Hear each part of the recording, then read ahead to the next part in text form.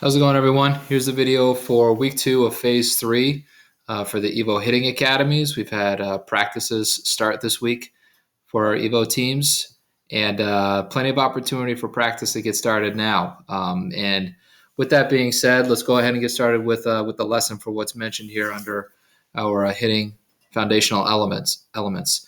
This week is depth of contact. For what's mentioned here and how this can be talked about can be all sorts of different ways. So kind of like what's been going on through these past weeks and these past videos, I'm going to be giving you a little bit of a perspective, a little bit of a snippet, and I could be going much longer through these other examples and how it can be interpreted.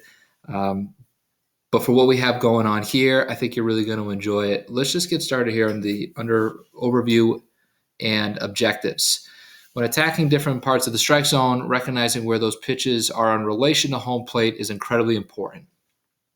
It's also just important to recognize how deep the baseball is in those locations. So much like any other question that could be asked, and in this particular one, how deep is good contact, or what does depth of contact look like? Well, it depends. It certainly can depend.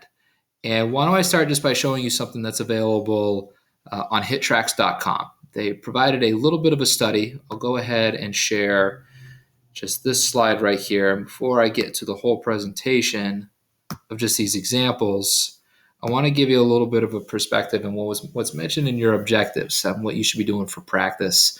Really paying attention to all parts of the zone and how deep the baseball is getting in relation to home plate or to your body. It depends on where you're standing. And that's something that I kind of want to bring to point here on this case study that's available on the HitTrax website. I think it's a really good case study. I think it's really thorough. I think it supports the benefits that you can get from external feedback like what a HitTrax does. It's a hitting simulator, and we have a couple of those at our facility. And the what is great, but certainly the how is pretty important. So without reading this whole thing verbatimly, it's a left-handed hitter out in California that went to go work with a coach, and they wanted to address exit velocity and launch angle in particular. Those are the two metrics amongst many others that are captured on a HitTrax, like some of you may already know.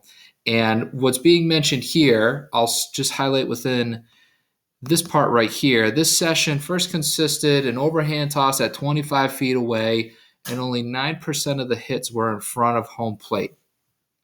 And those points of contact that were made were in that sub 90 range, which for those of you that are watching this is probably a pretty good check mark or a desirable check mark that you want to be at. Hitting the ball hard as well is good, but how you do it is what's important.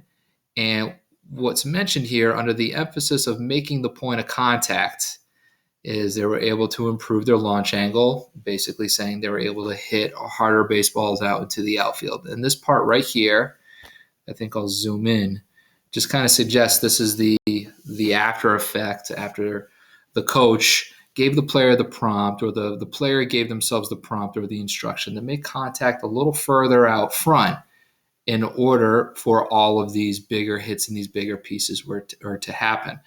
And in that moment of time where a lot of batters want to create really good batting practices, which is something that we like. We certainly like creating some success, but the how is pretty important. And I don't know any other details than it's assuming, but depth of contact can look a little different where it could be beneficial to you as a hitter to try to make contact out front.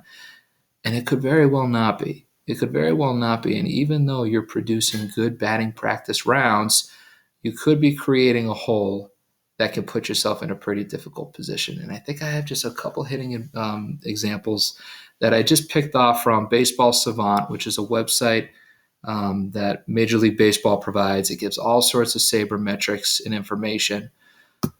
And I'll go ahead and present that here with these two examples. For something that's just seen within practice, something that you could pay attention to within practice, these 4 videos, and there's only 4 that I'm going to show you.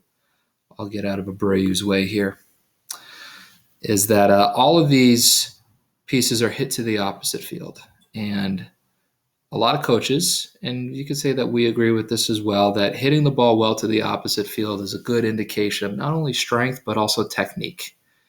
And for these 2 examples here, balls that are hit to the right center field. So these are pitches that are specifically on the other side of the plate that were hit to the right field side. This is like kind of the filter that was found out through Baseball Savant. Recognizing where the pitches are and driving it the other way is very good. And just watching and paying attention to what the barrel is doing is something that can help us recognize that depth of contact. The one I like more importantly is the one on the left, where the pitch is kind of a little down the middle. So it could beg the question where if you as a hitter, you are pulling that really far to the left side, you may want something to consider in regards for your practice and having that barrel create a little more depth, creating a little bit deeper contact. Here's just another example. Here's Gleyber Torres and Kurt Suzuki. Please excuse the the quality within videos. What you have enough here to recognize is on the left, Torres here is taking what looks to be like a hanging curveball or a slider that goes in on the inside part of the plate, and he's able to drive that to a double to the right side. Suzuki does the same thing here on a pitch that's looking like it's got a little bit of zip that's on the middle end part of the plate, and still able to drive it well the other way. Creating a depth and a point of contact, and with maybe some similarities that you can recognize from this video, I'll go back to the more clear one, particularly with Abreu, is how the barrel is able to kind of work behind the back and then turn around with the shoulder. What I'm actually going to show you are plenty of other examples from previous recordings that I provided for you to just suggest what the barrel can be doing to create that depth of contact. And paying attention to where the ball is in certain parts of the zone can help yourself just find and figure out those better conditions that you can put yourself in. Here's another example. I'll go backwards here. So this is the third time I'm showing this video, and you watch a video over and over again, you can see all sorts of different things where even in this position, without much prompting, this player wants the bat to kind of work back.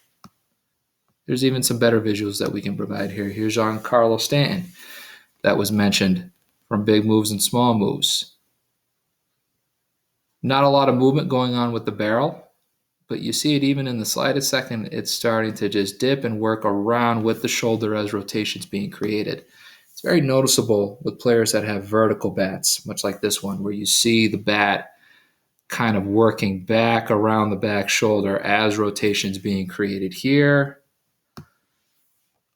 Also being created here. We're on the right. Player kind of tips the bat vertical a little bit in order for it to work back around. You see that pretty well as well in the video to the left. And what happens here is that when you have depth of contact, it can put yourself in some strong protective hitting positions. You see that in the examples of Gleyber Torres and Kurt Suzuki. They were able to drive that ball well the other way, even on pitches that were running inside on them. It's just a good indicator of technique. And a lot of coaches, from the oldest ones to even ones today, just talk about the value of driving the ball the other way and how it can actually put you in a better position to pull the ball, because you're putting your barrel and you're putting your body in some certain better positions. Here's just another example where you don't see as much vertical barrel movement, but you could still see the bat working behind the shoulder as rotation's being created. So I'll go ahead and just refer back to this and just recognize where on the same level of progressions that you can have within your warm-ups and within your practice, from T-work to flips to overhand BP, having that recognition and paying attention of your depth of contact and where you're putting yourself in a strong position to drive the ball well the other way and up the middle can also be used towards pitches that are inside. I'm not saying you have to drive pitches the other way on inside pitches. If you can, that's pretty good, because you're creating less of a hole within your swing.